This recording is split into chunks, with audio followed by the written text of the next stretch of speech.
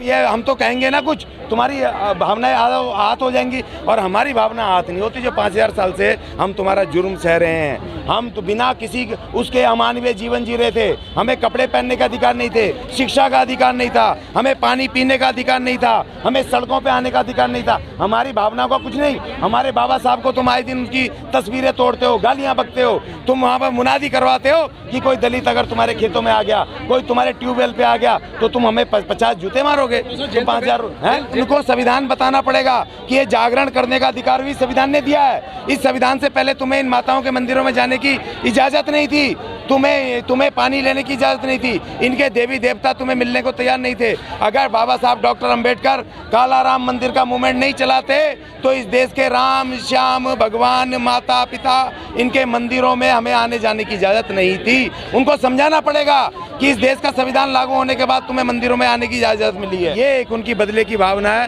कि भाई तुम लोगों ने ये दंगे करवाने की इन्होंने कोशिश की थी भारत में।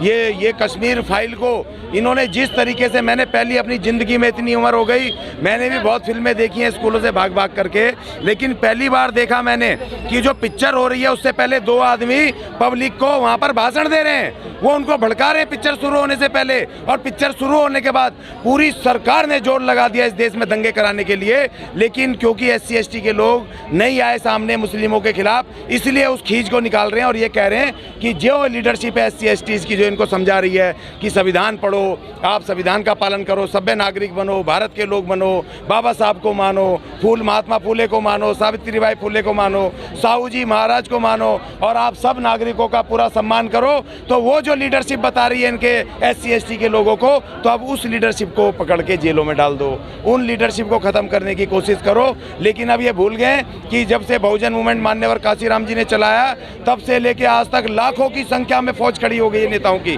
कितने नेताओं को गिरफ्तार करोगे, कितने नेताओं को जेल भेजोगे, भेजो। लेकिन हम भी कह रहे हैं जो फौज जो तैयार हो गई है काशीराम जी के बाबा साहब के मिशन से, संविधान 40 पढ़ रही है, अब वो कह रही है कि अब हम तुम्हारी जेलों को ही देखेंगे, अब जेल भरेंगे हम इनके बहुत जल्दी। दिल्ली की सारी जेलों को तैयार कर लो, पूरे थानों को।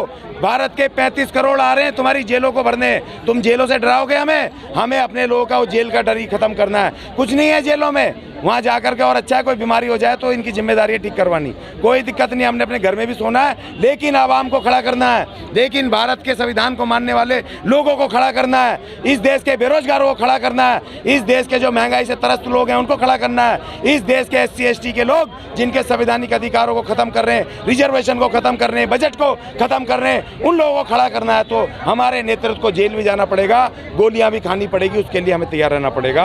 और हम मजबूत हो रहे हैं सर आज। देखिए, अगर हिंदू मजबूत होते तो प्रोफेसर रतन लाल जी पे किसी भी तरह से वो अटैक नहीं करते, क्योंकि जो मजबूत होता है कभी कमजोर क्यों करेगा, क्यों हाईलाइट करेगा। वो कमजोर थे, कमजोर हैं और कमजोर और होंगे। तो अगर